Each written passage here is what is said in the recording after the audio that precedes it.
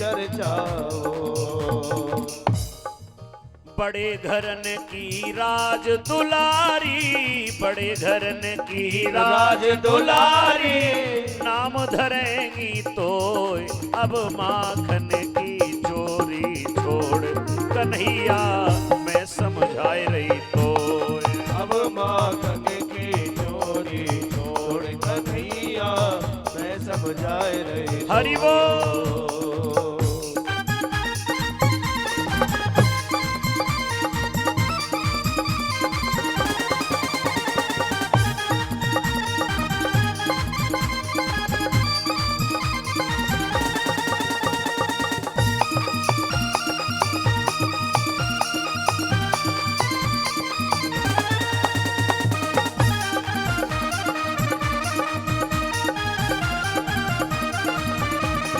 अब माखन की चोरी छोड़ कन्हैया मैं समझाई रही तो। अब माखन की चोरी छोड़ कन्हैया मैं समझाए रही। कृष्ण कन्हैया लाल की जय, वृंदावन धाम की जय। मैया ने कह दिया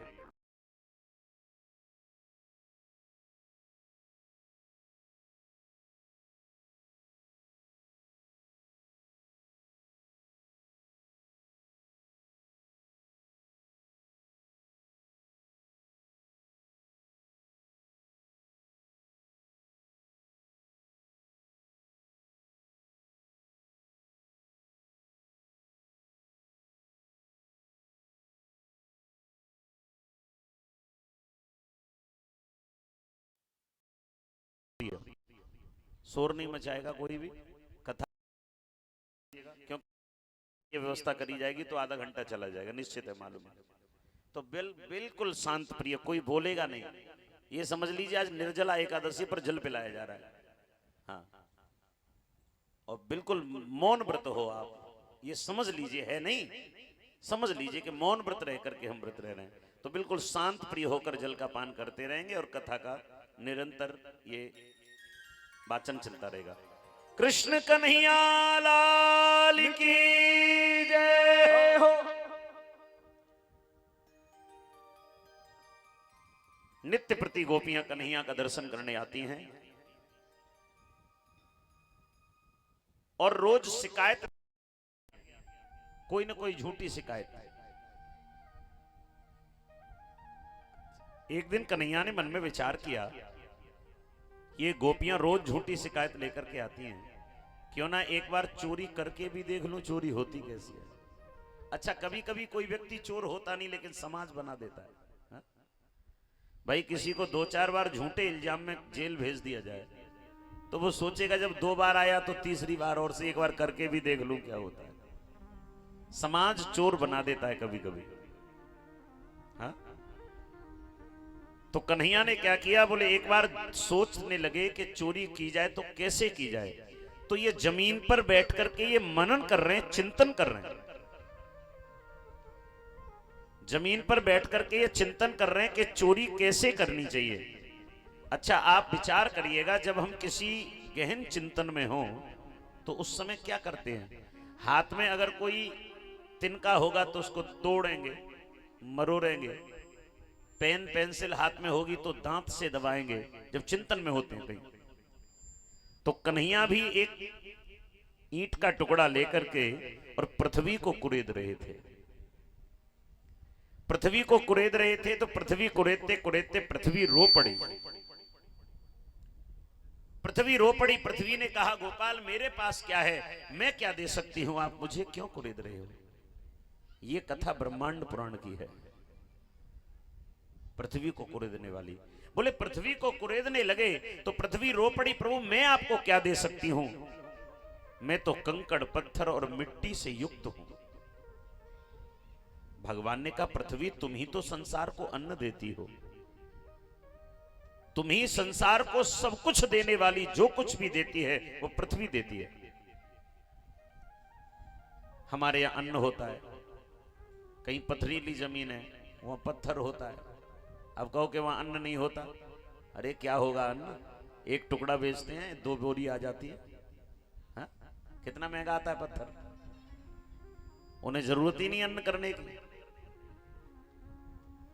तो बोले पृथ्वी के अंदर सब कुछ विद्यमान है, लेकिन पृथ्वी रो रही है। भगवान ने कहा अच्छा रो मत, हम तुम्हारी मिट्टी को ही अपने मुख में धारण कर लेते हैं। इन्होंने मिट्टी लेकर के अपने मुख में धारण की। जो लोग ये कहते हैं ना कि भगवान ने मिट्टी क्यों खाई, तो मिट्टी खाने का मूलतः कारण यही था। लेकिन आज हम किसी के बच्चे से कह दें कि आपका लाला मिट्टी खा रहा है, लोग क्या कहते हैं, खाने दो, भगवान ने भी तो खाई थी। तो भगवान ने तो जहर भी पिया था, एक बूंद डाल दो बोतल में कभी। हाँ? जहर भी तो पिया था, क्यों नहीं डाल देते एक बूंद। हम भगवान की बराबरी नहीं कर सकते।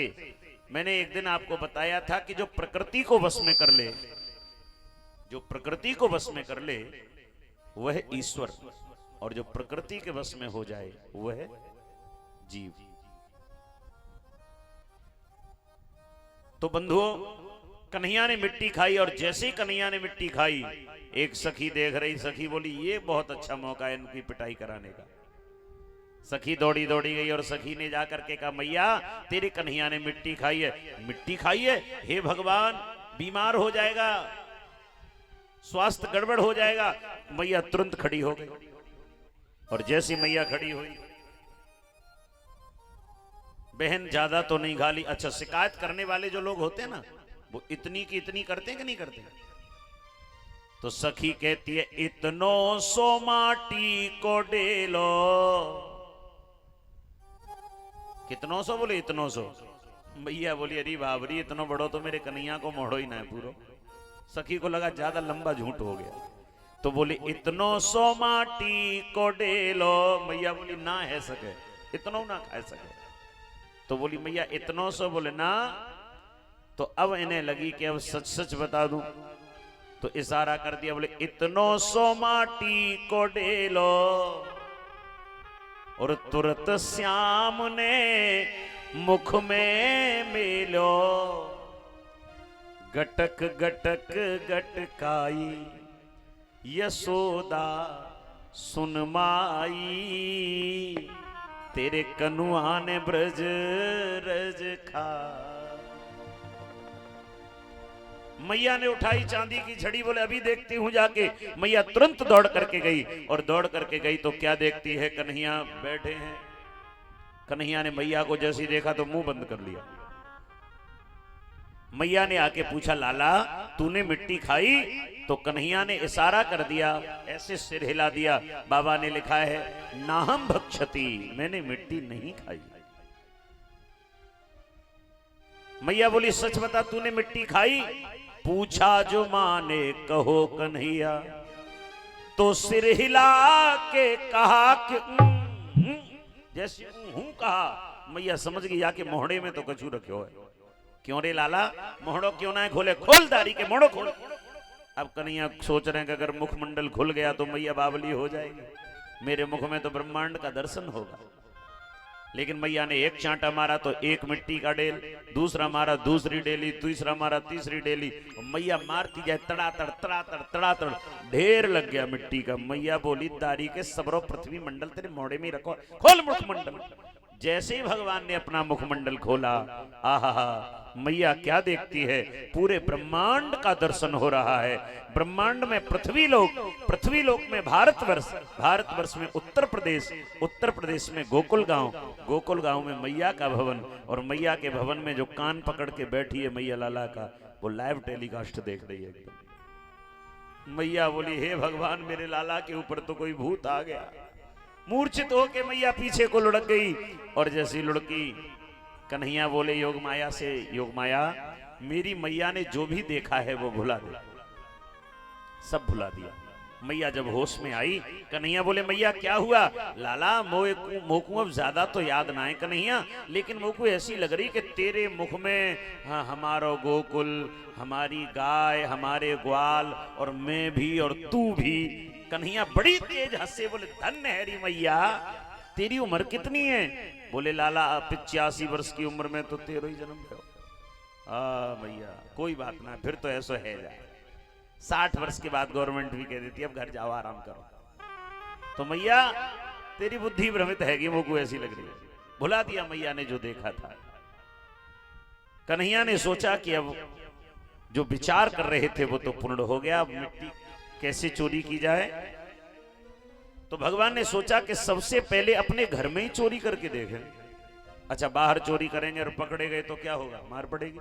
बोले घर में पकड़े जाएंगे तो मैया थोड़ा बहुत ही तो डांटेंगे। लेकिन चोरी करी कैसे जाए। एक दिन इन्होंने विचार किया आज मैया सोई कि मैंने घर में चोरी करी। तो एक दिन की बात, यशोदा मैया के पास में कन्हैया और दाऊ दोनों सो रहे, रोहिणी मैया कहीं गई थी।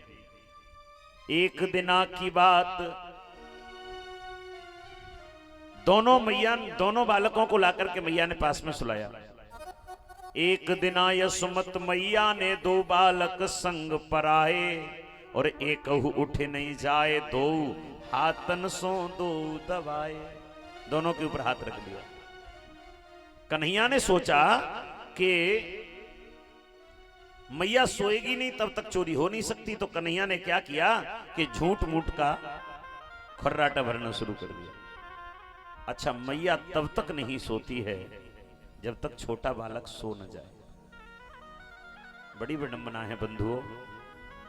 एक मां वो है जो बालक जब तक सोता नहीं तब तक उसे नींद नहीं आती, और उसी मां के लिए एक समय वो आता है कि बालक डांटता है, सोने नहीं देती तू हमें, रात भर चिल्लाती है, बुढ़ापा है मर क्यों नहीं जाती। बड़ी विडंबना है। लेकिन बंधुओं याद रखिएगा, अगर ऐसा कृत्य हम अपने माता पिता के साथ में करते हैं तो आगे आप भी अपनी संतान से ये सुनने के लिए तैयार रहना।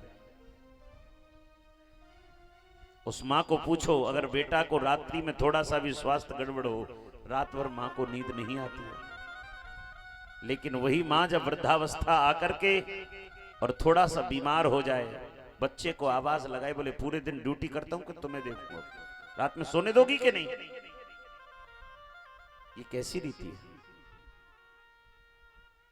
हम कोई भी कार्य अपने बुजुर्ग के लिए वो ना करें जो हमें अपने लिए अच्छा नहीं लगता हो। याद रखिएगा। एक बार एक बालक ने देखा कि उसके दादी बाबा को मटके के टूटे हुए हिस्से में भोजन दिया जाता था। जो मटका टूट जाता है, जो खपरेल उसकी बचती है, उसमें भोजन दिया जाता है। बालक ने अपने बाबा से कहा, बाबा ये टूटे हुए मटके के पात्र में भोजन, क्या स्वाद ज्यादा आता है क्या मिट्टी के पात्र में। बोले बेटा ये तो निश्चित है कि मिट्टी के पात्र में स्वाद आता है, लेकिन वो पात्र भी तरीके का होता है। बोले फिर आप इसमें भोजन क्यों करते हैं। तो बाबा ने कह दिया नाती से, बेटा तेरी माँ मुझे इसी में भोजन देती है। बालक को बड़ा बुरा लगा। 12 वर्ष का वो बालक। बोले बाबा एक काम कर लो आज मेरे कहने से। बोले क्या।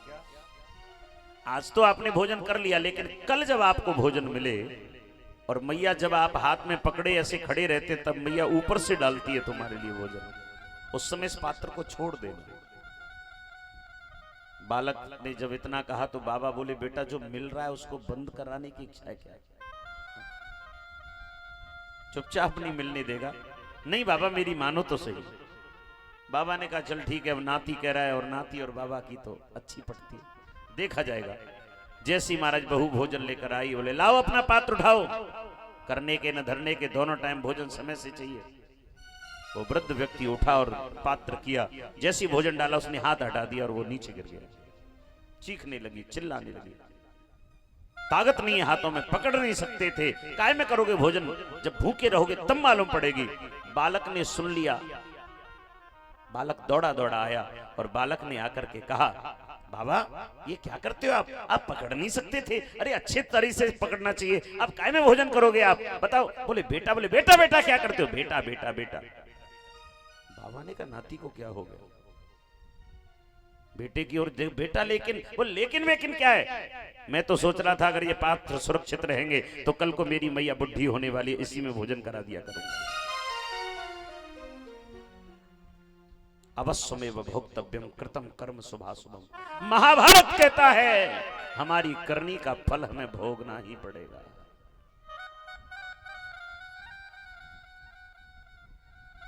उम्मीद मत रखिएगा कि हमारी संतान हमारी सेवा करेगी। कब? जब आपने सेवा नहीं की है तो। याद रखिएगा बंधुओं, ये वृद्धावस्था में माता पिता हमसे क्या मांगते हैं? कोई धन दौलत मांगता है किसी का पिता? कोई बहुत बड़ा आलीशान मकान मांगता है?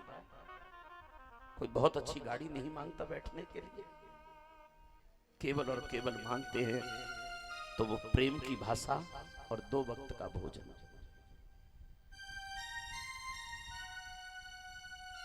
और जिस घर में बुजुर्ग को प्रेम की भाषा और 2 वक्त का भोजन मिलता है ना, उस घर की तरक्की को जरा देख लेना। ये वृद्ध माता पिता को साधारण मत समझ लेना। वृद्ध माता पिता हमारे परिवार का हिस्सा ही नहीं बल्कि हमारे परमात्मा हैं, हमारे ईश्वर हैं। मंदिर में रखी हुई पत्थर की मूर्ति को हम और आपने बनाया है, लेकिन ये जो वृद्ध मूर्ति जितनी बैठी हैं, इन मूर्तियों को उस परमात्मा ने बनाकर भेजा है जिस परमात्मा के लिए हम बद्रीनाथ, केदारनाथ, द्वारकाधीश, मथुरा, काशी जाते हैं। मथुरा काशी नहीं जाएगा कोई बात नहीं, द्वारकाधीश नहीं जाएगा कोई बात नहीं, लेकिन माता पिता की सेवा नहीं करेगा और माता पिता का अगर वृद्धावस्था में ख्याल नहीं रखेगा तो निश्चित तेरा परमात्मा तुझसे रूठ जाएगा। याद रखिएगा। इनका वरद हस्त भी अगर हमारे सर पर है ना, कुछ न करें ये कुछ नहीं करते हैं, केवल 2 वक्त का भोजन करते हैं, पड़े रहते हैं, फिर भी हमारे लिए बहुत बड़ा सहारा है। और नहीं तो जिनके माता पिता जिन्हें छोड़कर चले गए, एक बार उनसे पूछ कर देख लीजिए, एक बार उनके हृदय पर हाथ रखकर देख लीजिए। वेदना से हृदय भर जाता है उनका। मां जाने के बाद लगता है कि काश हमने भी सेवा की होती। हमने अपने पिता को क्या दे पाए, हम अपनी मां को क्या दे पाए। मात पिता से बढ़कर जग में है कोई सम्मान नहीं, मात पिता का करे अनादर पापी है इंसान नहीं। मात पिता को जो दुख देता वह पाता सम्मान नहीं, मात पिता का करे अनादर पापी है इंसान नहीं। तुम भूलना सब कुछ मगर माँ बाप को मत भूलना, एहसान इनके लाख हैं इस बात को मत भूलना। तूने कमाया बहुत धन, माँ बाप को सुख ना दिया, धिक्कार है ऐसी कमाई, बात यह मत भूलना। बंधुओं, एक वो माँ जो बच्चे के लिए रात्रि भर नहीं सोती है, लेकिन वही बालक जब दुत्कारता है तो माँ को कितनी पीड़ा होती है। अब आप ये कहो कि कोई सत्कर्म किया होता तो आपको वृद्धावस्था में ज्यादा कष्ट नहीं होता। देखिए, हमारी करनी का भोग तो हम भोगते हैं। अब रही सत्कर्म की बात, तो सत्कर्म से बहुत सा भोग कम हो जाता है और सत्कर्म का फल हमें सुख भी मिलता है।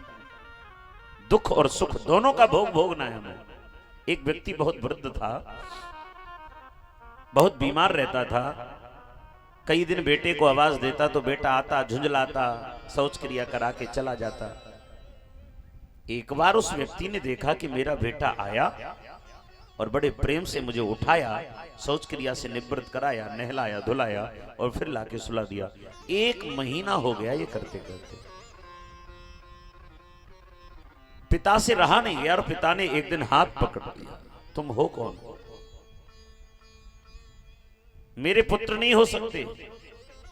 लेकिन वो व्यक्ति बोले ही नहीं जो सेवा करने आया था।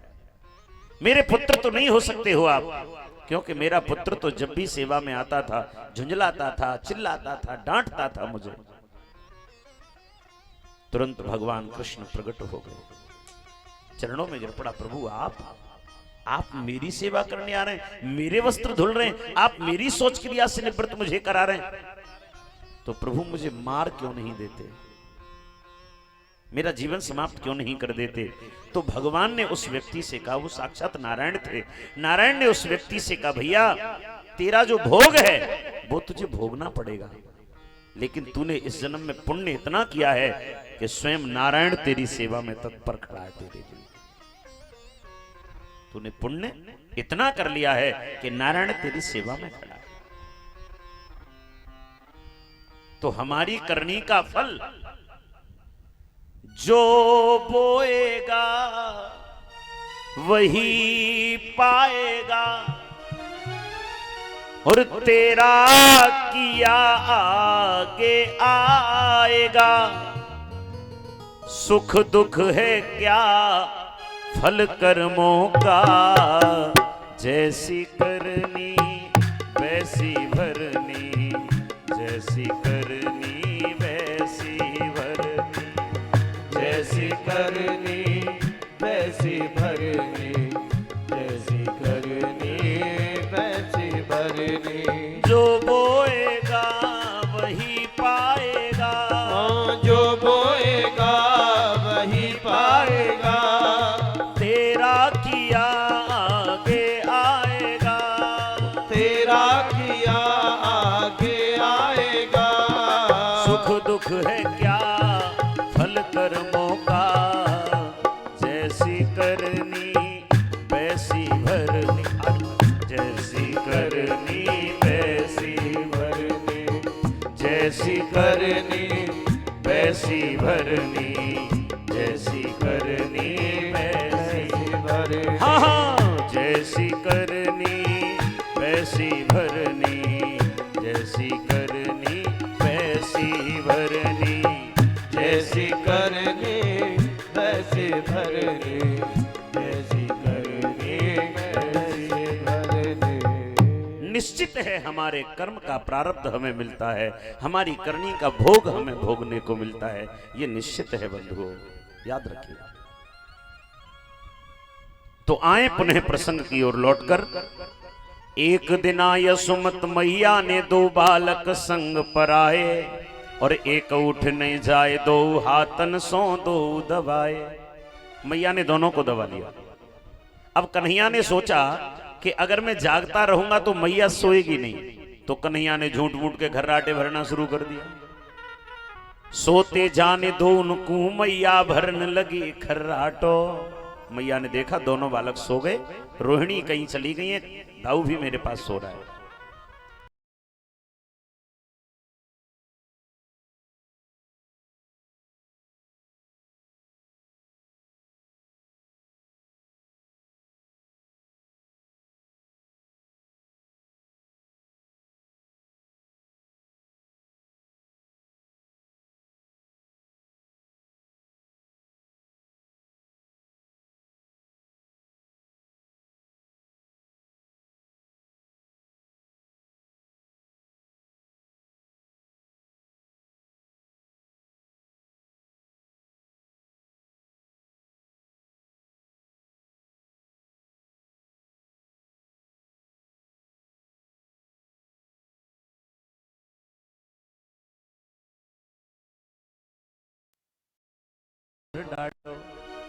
वो मुसंद निकाला सर के नीचे से और उसके ऊपर हाथ रख दिया। मैया को लगे लाला के ऊपर रखा है। उतर बुझायो दियो अंधेरे में फोड़ी आज मथानी। उतरे और गया। मटकी कैसे उतारे, बहुत ऊंची है, तो नीचे से मार दिया छड़ी उठा कर। और फैलो दही चाटे रहो कान्हा बलदाऊ ने जानी। जब चाटने लगे ना तो बलदाऊ जी समझ गए, बोले धन रे कन्हैया, आज तो तूने घर में ही खेल कर दिया। लेकिन जब चाट आवाज होने लगी तो जब जल्दी जल्दी कर रहे हैं भगवान, चपर चपर चपर चपर चपर चपर चपर की मैया कह रही देखो, और चाट दिया की बत्ती खावे तेरो दही बिलैया। इस बिटिया को बिठा दो, ये जो टंगी है ना ऊपर, हाँ, ये खड़े होने का संकल्प है क्या इसका? जब से आई है तब से खड़ी है। बिठा दो इन दोनों को। चपर चपर की मैया कह रही देखो दाऊ भैया, और चाट दिया की बत्ती खाए रही तेरो दही बिलैया। लाला दाऊ, अब देखो एक माँ के पास दो बालक सो रहे हो, बड़ा और छोटा, और मैया रात्रि में कोई जरूरत पड़े तो पहले बड़े को जगाएगी, छोटे को नहीं जाए। छोटा तो छोटा है और वो जीवन भर छोटा ही रहता है, छोटा है कोई बात नहीं, बड़ो ही लाड करे। बड़े बेटा पे पिताजी प्रेम करते हैं, छोटे बेटा पे मैया प्रेम करे, बीच वाले तो बाबा जी हो जाते हैं। उन्हें देख लेना, महात्मा मिले ना, महात्मा जितने मिले देखना आप, महात्मा जितने होंगे 88% कम से कम बीच वाले होंगे, देखा है मैं। पर ऐसा मत सोच लेना हाँ कि मैया प्रेम नहीं करती।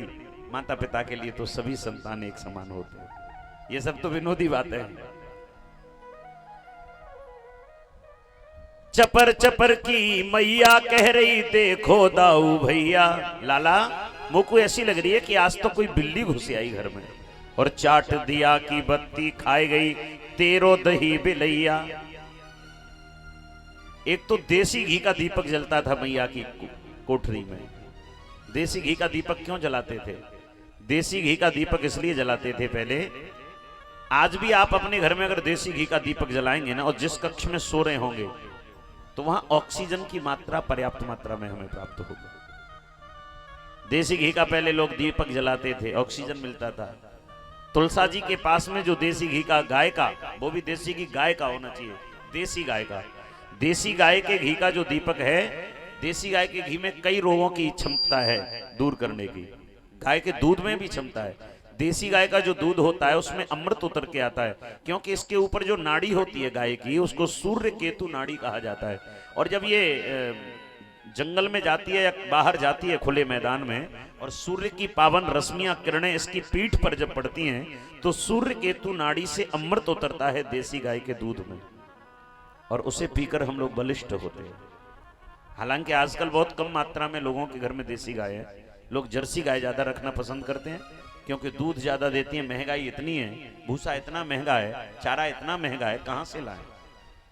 लेकिन वास्तविकता में तो मैया अपने घर में देसी गाय के घी का दीपक जलाती थी। तो कन्हैया ने पहले तो दीपक बुझाया, क्योंकि प्रकाश चोर का दुश्मन होता है। भाई चोर पकड़ा जाए प्रकाश में तो पकड़ा जाएगा।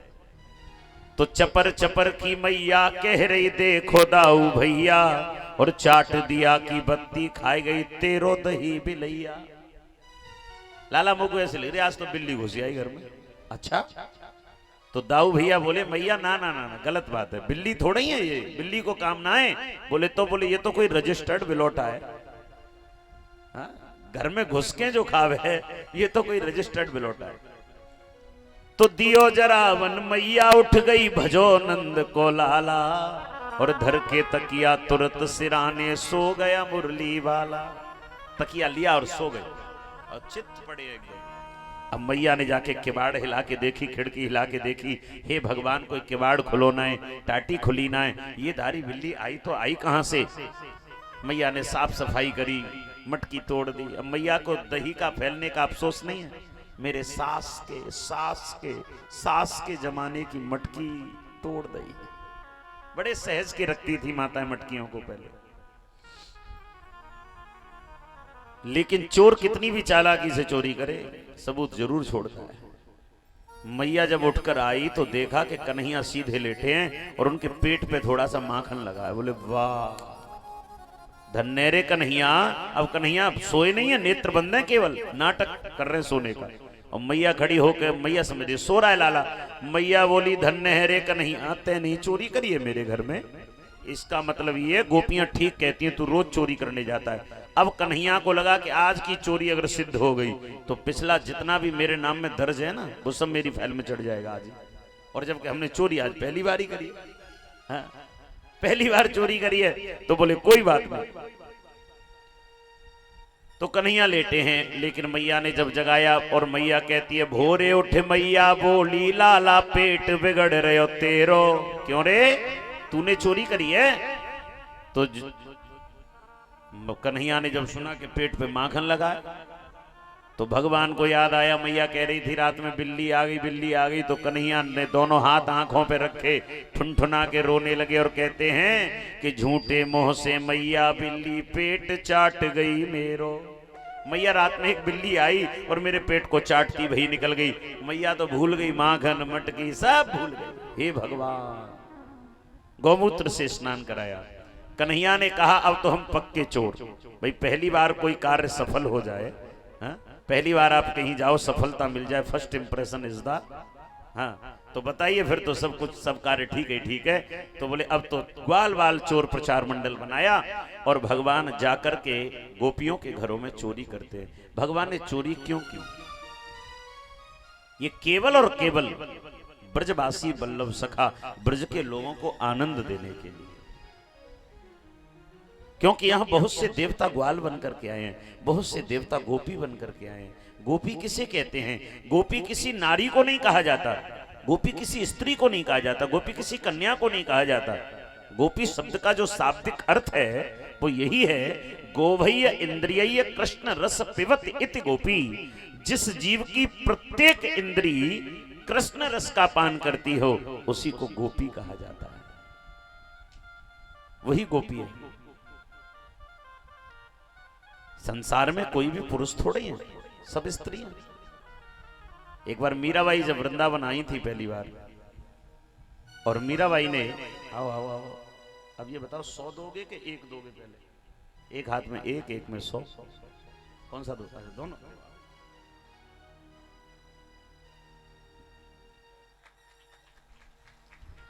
कृष्ण कन्हैया लाल की जय हो। मीराबाई वृंदावन में पधारी और वृंदावन में जब आई तो हरदास जी से मिलने की इच्छा जाहिर की। चाहती हैं कि मैं हरदास जी से मिलूं, ऐसी इच्छा प्रकट की मन में। तो हरदास जी महाराज ने कह दिया कि मैं नारियों से नहीं मिलता। मीराबाई ने कहा एक काम करो, एक पर्दा डाल दो, और पर्दे के उस तरफ हरदास जी महाराज, वही हरदास जी महाराज जिन्होंने बांके बिहारी का प्राकट्य किया था अपनी भक्ति के द्वारा। बहुत योग्य, बहुत ज्ञानी, प्रवीण, परमित भाषी, मिंतव्ययी। एक पर्दे के पीछे उधर हरदास जी महाराज और इधर मीराबाई। तो मीराबाई ने कहा, स्वामी हरदास जी महाराज के श्री चरणों में कोटि सह नमन बंदन प्रणाम करती हुई ये दासी अर्ज करती है कि आज आपने बड़ी कृपा कर दी, हमें यह बता दिया कि संसार में कोई दूसरा भी पुरुष है। हरदास जी ने तुरंत पर्दा हटा दिया और कहा मीरा क्षमा करना। मीराबाई कहती है प्रभु पुरुष तो केवल एक ही है, हम सब तो उसकी पत्नी हैं, हम सब तो स्त्री हैं। और ये बात केवल उन्होंने नहीं की, आप सब लोग अपने घर में रोज गाते हैं, तुम हो एक अगोचर। आगे कोई ये नहीं कहता कि केवल माताओं के प्राणपति, केवल बहनों के प्राणपति। कोई कहता है क्या? नहीं, बोले सबके प्राणपति। पूरे संसार के प्राणपति कौन है? बोले परमपिता परमात्मा कृष्ण। और किस विधि मिलूं दया मैं तुम सो मैं कुमति, ओम जय जगदीश हरे। परमात्मा संसार का पति है, ईश्वर है। तो आज भगवान गोपियों को आनंद देते हैं, गोपियों को प्रसन्न रखते हैं, केवल और केवल इसी के लिए प्रभु ने चोरी की है। कई प्रकार से चोरी का यहाँ वृतांत वर्णन है। वैसे भागवत जी में ज्यादा चोरी का वर्णन नहीं है, लेकिन गर्गाचार्य जी ने गर्ग संहिता में कई प्रकार की चोरियों का वर्णन किया। एक बार भगवान गए तो गोपियों ने सोचा कृष्ण को कैसे पकड़ा जाए, तो एक घंटी लटका दी गोपियों ने। बोले कन्हैया आएंगे, मटकी ऊंची उतारेंगे तो ये घंटी बजेगी, क्योंकि मटकी हिलेगी और रस्सी से बंधी है घंटी, ये घंटी बजेगी। तो बोली तुम सब गोपी अपने अपने घर से निकल के आ जाना और कृष्ण को हम पकड़ लेंगे। कन्हैया गए, कन्हैया ने जाके देखा घंटी लटकी है, तो घंटी से कहा सुन बजियो मत। घंटी ने कहा स्वामी नहीं, ठाकुर जी नहीं बजूंगी। मटकी उतारी, हिलती रही, नहीं बजी। बंदरों को दिया, बंदरों को इसलिए खिलाते थे, बोले तुमने हमारी त्रेता में बड़ी मदद की, त्रेता में आपकी वजह से तो हम जीत के आ गए। जब राम जी वन में से आए और महापुरुषों ने, संतों ने पूछा, राम जी विजय प्राप्त हो गई? बोले आपके चरणों का आशीर्वाद रहा, आपके चरणों की कृपा से विजय मिल गई। बंदर भालू बोले वाह, बाबा जी आश्रम में बैठ के चना पुआ छानते रहे, लड़ाई करी हमने, और राम जी कह रहे कि आपके चरणों की कृपा से विजय मिल गई। तो संत का आशीर्वाद तो था, लेकिन बंदर भालुओं ने जो युद्ध किया, बंदरों ने, राम जी ने कहा चलो तो मैं द्वापर में तुम्हारी सेवा कराऊंगा। तो जितना भी माखन मिलता बचता वो बंदरों को खिला देते, ग्वालों को दिया, घंटी नहीं बजी। लेकिन जैसे कन्हैया ने अपने मुख में रखा, टन टन टन टन करके घंटी बजने लगी। गोपियों ने आके कन्हैया को पकड़ लिया, और जैसे ही पकड़ा है, कन्हैया बोले ठहर जाओ, पहले इस घंटी से बात वार्तालाप हो जाए। क्यों री? मैंने तो उसे मने करी कि बजियो मत, क्यों बजी? तो घंटी बोली, श्याम सुंदर, आपने माखन उतारो में नाय बजी, आपने बंदरन को खवायो में नाय बजी, आपने ग्वालन को दियो में नाय बजी, लेकिन गोपाल मैं अपनी सेवा कैसे भूल जाती श्याम सुंदर। आपको भोग जब लगे तो पुजारी जी मोकू जोड़ते बजावे, तो मैंने सोची आपको भोग लग रहा हो, क्यों ना मैं अपने आप बच जाऊं। अब तो भगवान बोले अब कह भी क्या सकते हैं, क्या कह सकते हैं। लोक लाज तजी नहीं काज मैंने, हो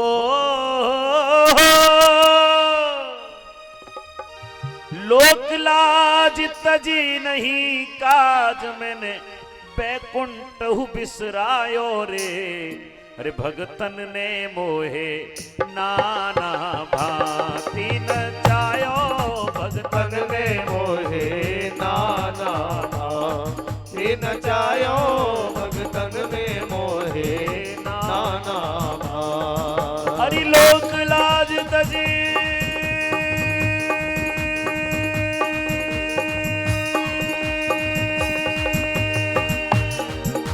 लोक लाज तजे हो, लोक लाज तजी नहीं काज मैंने, लोक लाज तजे नहीं काज मैंने, बैकुंठ बिसरायो, भगतन ने मोहे नाना भांति नचायो, भगतन ने मोहे नाना भांति नचायो, भगतन ने मोहे नाना भांति। भगवान भक्तों के लिए ही तो पृथ्वी पर अवतरित होते हैं, और इसीलिए प्रभु आए हैं। तो आज क्या किया? गोपी बोली कन्हैया तुम्हें पकड़ के ले जाऊंगी। सब गोपी बोली तुम अकेली ले जाओगी? बोले हाँ, राजस्थान की गूंज रही हूं, मेरी कलाई से झूठ के भाग सकेगा कन्हैया? तो रस्सी लेकर के आई है गोपी और कृष्ण को बांधने लगी।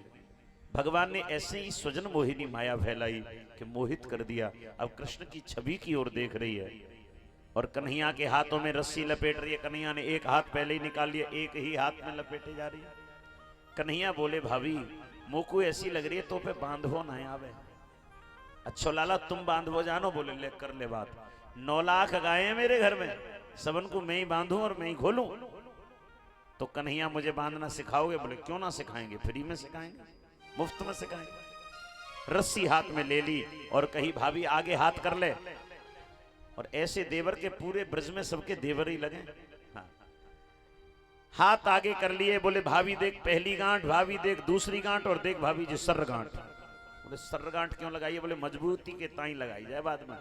अच्छा लाला अब मैं सीख गई, अब छोड़ दो, अब मैं तुम्हें बांधूंगी। बोले मैंने भांग थोड़ी खा रखी है, अब मैं तुमको छोड़ दूं फिर तुम को बांधेगी, फिर मैया के पास ले जाके मेरी पिटाई करवावे। खींच के रस्सी लेकर आए। देखो भैया देखो देखो ये कैसी कठपुतली नाच रही है मेरे सामने। अब मारे शर्म के मरी जाए गोपी, बांध के दरवाजे से भाग गए। गोपी बोली कन्हैया कभी तो हाथ आओगे, कभी तो हाथ आओगे। निरंतर गोपियों के यहां इसी प्रकार से चोरी करते हैं। एक दिन एक गोपी के घर में गए, कन्हैया देखा कोई नहीं है, माखन की मटकी गोद में रख ली और खाने लगे। गोपी पीछे खड़ी थी, वो आकर के ऐसे खड़ी हो गई। सामने एक दर्पण लगा था, तो कन्हैया ने देखा कि दर्पण में गोपी दिख रही है। तो कन्हैया ने क्या किया, वो माखन की मटकी में से ऐसे माखन निकाले और ऐसे चटक दिया, ऐसे निकाले ऐसे चटक दिया बार बार।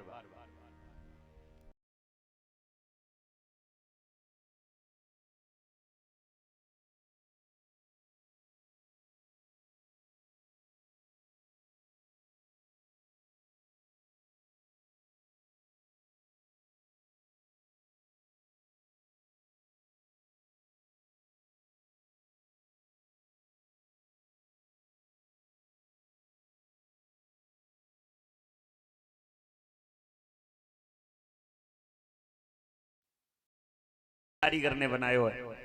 ले भाभी हमसे गड़बड़ है। अच्छा तो अब हम चले अपने घर। बोले ठहर जाओ, आज पकड़े गए हो तो बहाने बना रहे हो।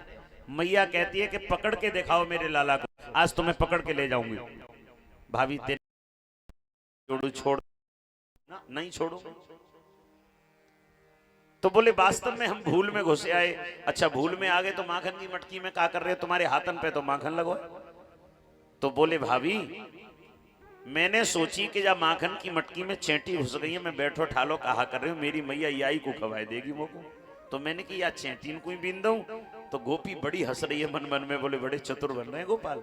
बोले गोपाल हाथन पे चेंटी, हाथन सो चेंटी बीनी यासो माखन लगो है, परंतु या मोहड़े से का चेंटा बीने मोहड़ो तो भरो पड़ो माखन से। पकड़ के गोपी का लहंगा भरिया पहुंच दिया। बोले अब तो ना है। अच्छो आज तो कन्हैया तुम्हें पकड़ के ले जाऊंगी। और जो इतना कहा सखी पकड़ के हाथ और खींचे ले जा रही है। अब कन्हैया बोले आज तो मैया बहुत कूटेगी, आज ना मैया छोड़ेगी, रियात ना करेगी मैया। अब कैसे दूर किया जाए। तो गोपी से कही भाभी तो कुछ शर्म ना लगे, देख कितने बुजुर्ग बैठे घूंघट ना कर सके। एक हाथ से तो गोपी कन्हैया को पकड़ी, 80 गज के लहंगा को पकड़ी कि धूल में धूसरित न है जाए। तो गोपी बोली लाला बात तो ठीक कह रहे हो। इतने में इसी गोपी का देवर आ गया और पूछा सारे से कहां ले जा रही है भाभी। बोले कन्हैया ने पेट पे हाथ फिराया। बोले मेरो पेट भरो है बड़ी जोर से, और तेरी भाभी कह रही है मगध के लड्डू बनाए, तेरो निमंत्रण है चल।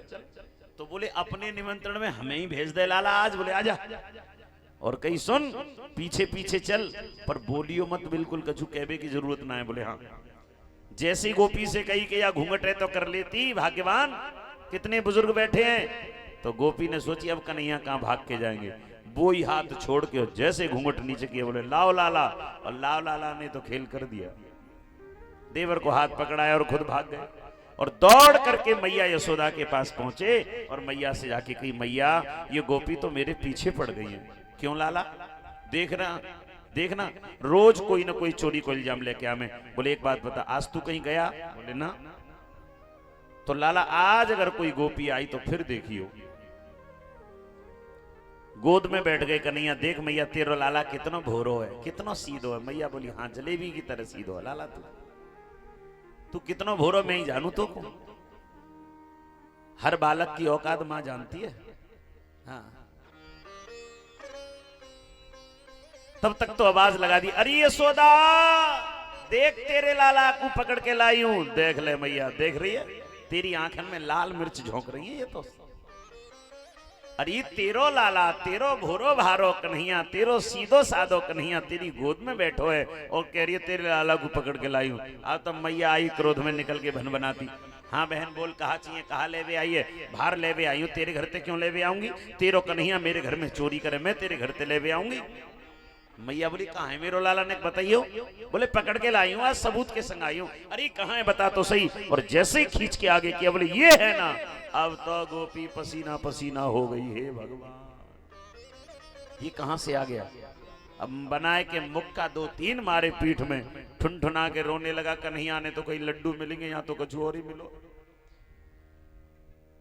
अब तो महाराज मैया गाली पर गाली देना शुरू कर दिया और गाली देते देते मैया रो। मैया बोली मैं रोज सुनती हूं तुम मेरे लाला को कोसती हो, गाली देती हो, डांटती हो। तुम कहो तो मैं ब्रजमंडल छोड़ के चली जाऊं? बुढ़ापे में परमात्मा ने मुझको एक पुत्र दिया और तुम सब अगर ऐसा करोगी तो मेरे लाला को क्या होगा? और इतना कहते कहते मैया कहती है बहन क्षमा करियो, लेकिन मेरा कन्हैया अगर चोरी करता नहीं है, करता है तो मुझे बताओ कितनी चोरी करी है, मैं उसका भुगतान कर दूंगी। पर मेरे कन्हैया को कोई गाली मत देना, गाली मत दीजो वो गरीबनी को जायो है, गारी मत दीजो बिना गारी मत दीजो वो गरीबनी को जायो है, गारी मत दीजो बहना गारी मत दीजो मो गरीबनी को जायो है, गारी मत दीजो बहना गारी मत दीजो ओ गरीब को जायो है गारी मत दीजो। बहना गारी मत दीजो, मो गरीबनी को जायो है गारी मत दीजो।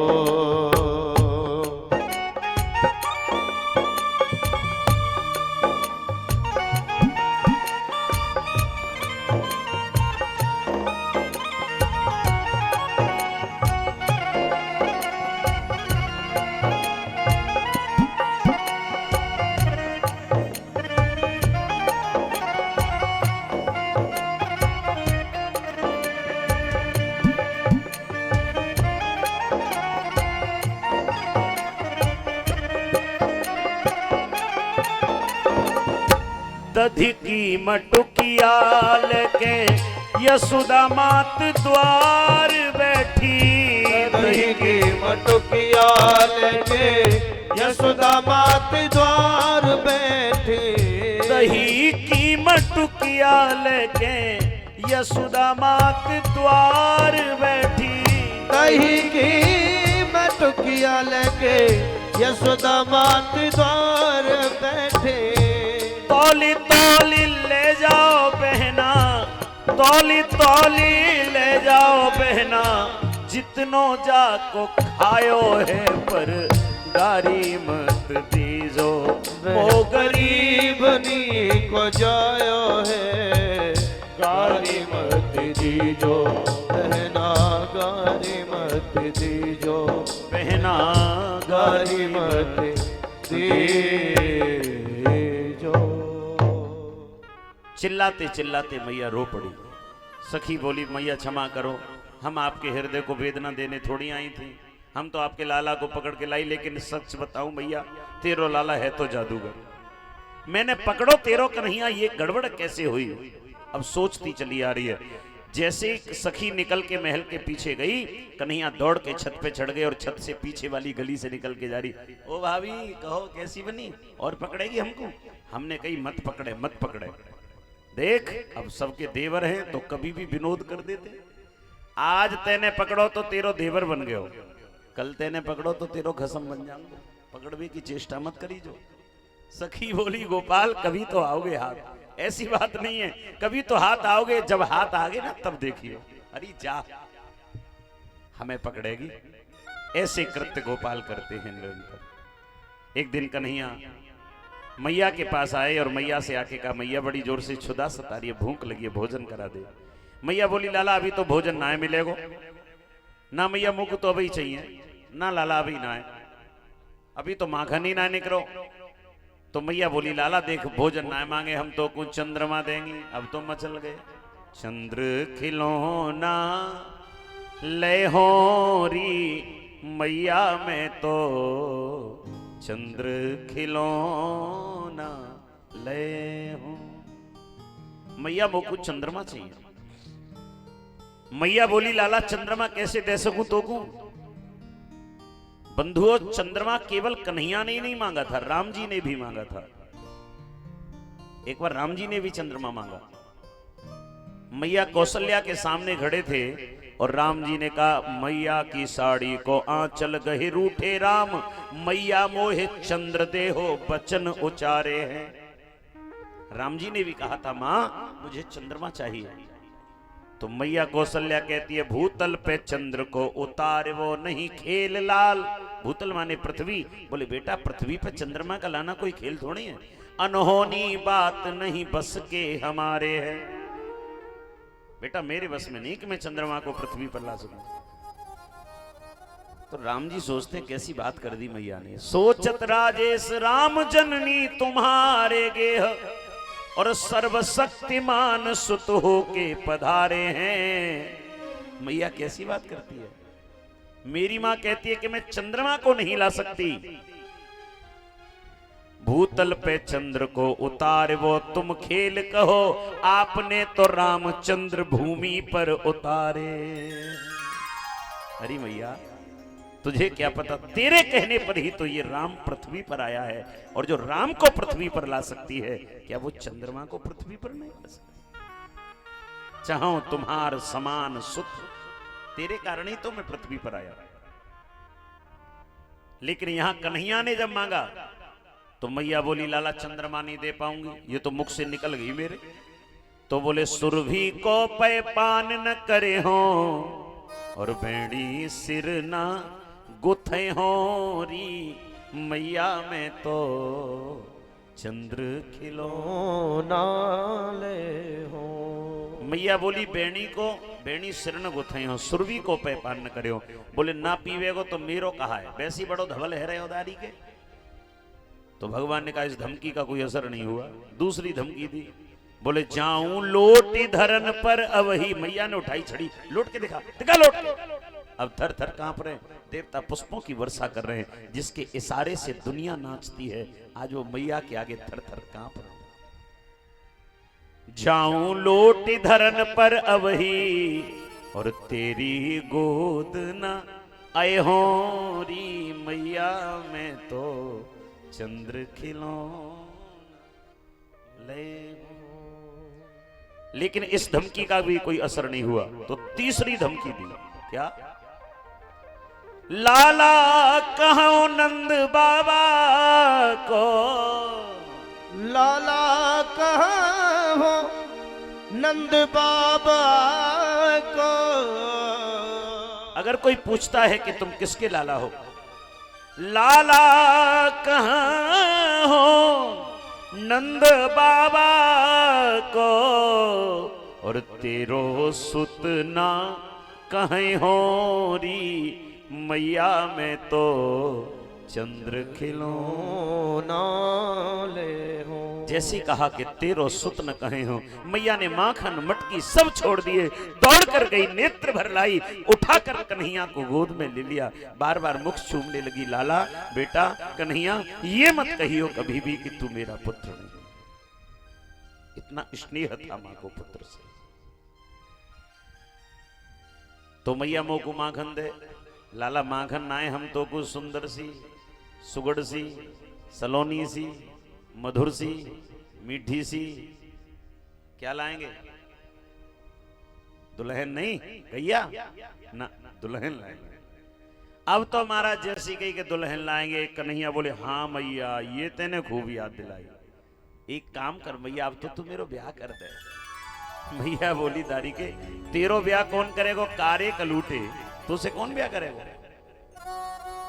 तो बोले मैया तो आज ही में कारो कलूट लग रहे हो। जब मेरे मोहड़े पे मुकुट धरो होगा ना, आहा सुंदर श्रृंगार होगा ना, तब देखी जो। तो मैया बोली कि तेने अपने ताई कोई सुगड़ दुल्हन देख राखी है? हाँ है ना। तू ही तो कहे मैया कि तेरो ब्याह बरसाने से होगा। मैया दूल्हा मोहे बनाए दे। ने तुम भी गई हो, शायद मैया सुन ले। हा? हो मैया दुल्हा मोहे बनाए दे और मरुअट माथे पे रखवाए दे अपने प्यार की, और लाए दे दुल्हनिया यमुना पार की। ओ मैया दूल्हा मोहे बनाए दे, मरुअट माथे पे धरवाए दे अपने प्यार की, लाए दे दुल्हनिया यमुना पार की। ओ हाँ भैया लाए दे दुल्हनिया यमुना पार की। ओ मैया लाए दे दुल्हनिया यमुना पार की। ऐसी दुल्हन लाए दे री मैया मोहे लगे अति प्यारी। ऐसी दुल्हन लाए दे री मैया मोहे लगे अति प्यारी। और बरसाने की सुगड़ गुजरी देखी राधा प्यारी। बरसाने की सुगड़ गुजरी देखी राधा प्यारी। असली सोने की बनवैयो बरी पुरी में मती चढ़ैयो चीज उधार की। लाए दे दुल्हनिया यमुना पार की। मैया दूल्हा मोहे बनाए दे मरुअट माथे पे धरवाए दे अपने प्यार की, लाए दे दुल्हनिया यमुना पार की।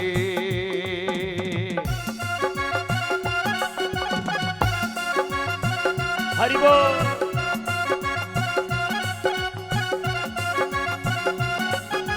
जय जय।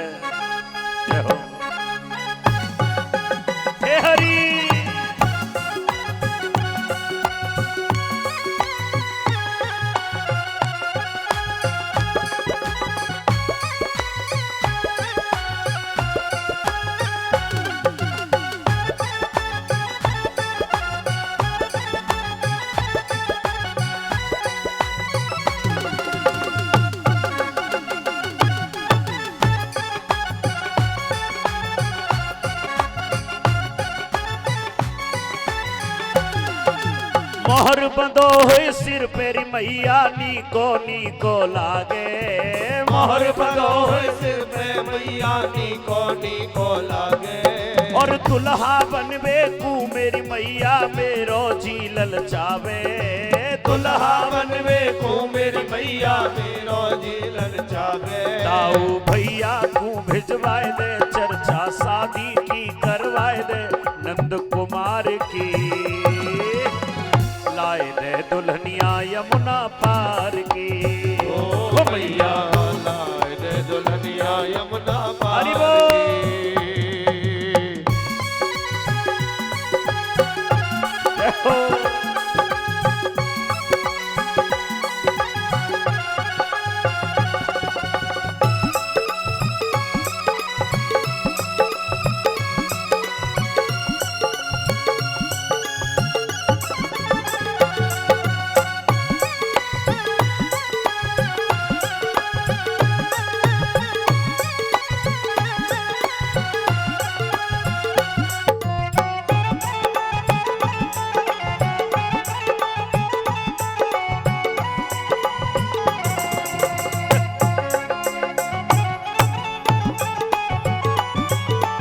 सब ग्वालन के फेरे पड़ गए मैं ही रह गयो क्वारो।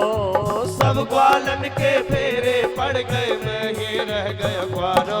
और ऐसी दुल्हन लाए तेरी मैया होए जग में उजियारो। ऐसी दुल्हन लाए मेरी मैया जग जग में उजियारो। मन सुख सखा संग में जावे मेरे संग बैठ के खावे पाते भड़ार की लाए दे दुल्हनिया यमुना पार की हो। लाए दे दुल्हनिया यमुना पार की। हो मैया दूल्हा मोहे बनाए दे मरुअट माथे पे धरवाए दे अपने प्यार के लाए दे दुल्हनिया यमुना पार की। लाए दे दुल्हनिया यमुना पार की। कन्हैया ने कहा हसली सोने की बनवइयो। अब सोने की हसली, अब सोने में तो महाराज हसली कौन दे सके, तो यही दे सकते हैं शर्मा जी। हा? इतने प्रेम से नाच रहे, ये जरूर कन्हैया के लिए हसली सोने की बनवाएंगे। तो इसीलिए तो इतना भाव आया हृदय में। कन्हैया ने की हसली सोने की बनवइयो बड़ी पुरी में मती चढ़ियो चीज उधार की। तो भैया अगर तुम्हें भी बनवानी हो ना असली सोने की तो इनसे ही बनवाई हो। हाँ, बहुत ईमानदारी से काम करते हैं, बहुत अच्छी दुकान है, इसलिए कह रहा हूं मैं। तो कृष्ण कन्हैया लाल की जय हो। भगवान मैया ने तब तक माखन निकाल लिया और मैया ने माखन निकाला। उसके उपरांत आज कन्हैया को दिया। एक दिन कन्हैया ऐसे ही जिद करने लगे। जब जिद करने लगे तो मैया ने इन्हें ऊखल से बांधना चाहा। भांडम भिनंती, इन्होंने समस्त मटकियों को तोड़ दिया। तो भांडम भिनंती भगवान ने जब मटकियों को तोड़ा तो बांधने के लिए मैया आई रस्सी लेकर।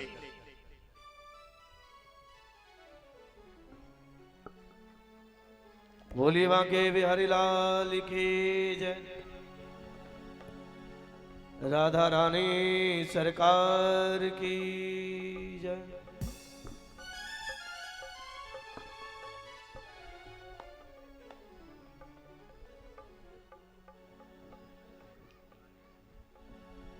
मेरो राधा रमण। श्री राधे। आज हमारे बीच श्री कालेश्वर कोल्ड स्टोर से समस्त स्टाफ यहाँ कथा श्रवण करने आए हैं। तो श्री शिव मंदिर सेवा समिति इन सभी भक्तजनों का हार्दिक अभिनंदन वंदन करती है। आप भी श्री राम कुमार पारासर जी, श्री रिंकू राजौरिया जी, श्री नरेंद्र कुमार जी, श्री प्रेमपाल सिंह जी, श्री मदन गोपाल जी, श्री अजय कुमार सिंह जी, श्री विष्णु जी, श्री सत्यवीर सिंह जी एवं श्री अजय मृदुल जी, ये सभी लोग भी निरंतर धार्मिक कार्यों में बढ़ चढ़कर अपना सहयोग प्रदान करते हैं। इन सभी का हार्दिक अभिनंदन वंदन। कृष्ण कन्हैया लाल की जय।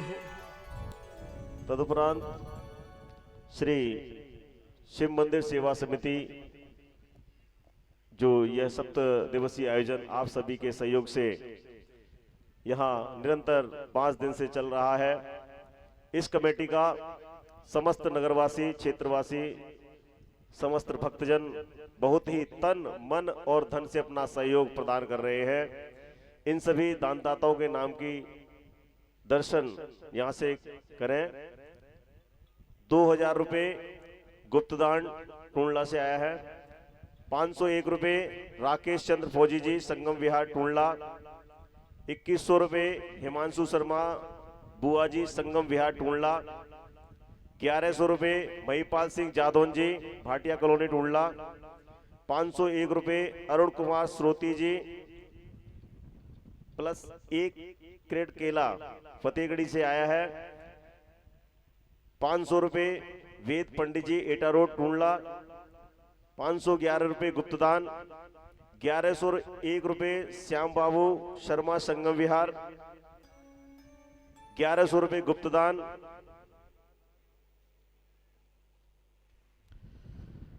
500 रुपये देवेंद्र उपाध्याय जी, संगम विहार। क्षमा तिवारी जी। 1100 रुपये कर्नल उदयवान सिंह, गढ़ी रामई। 500 रुपये श्री संजीव उपाध्याय जी, संगम विहार। 500 रुपये श्याम पारासर जी, संगम विहार। 501 रुपये सुनील शर्मा जी, संगम विहार। 501 रुपये आकाश सिसोदिया जी। 500 रुपये माधव तैनगुरिया उर्फ साधना टूंडला। 500 रुपये रिंकल उपाध्याय जी, फिरोजाबाद। 2100 रुपये विकास दुबे फौजी भैया, इंदिरानगर टूंडला।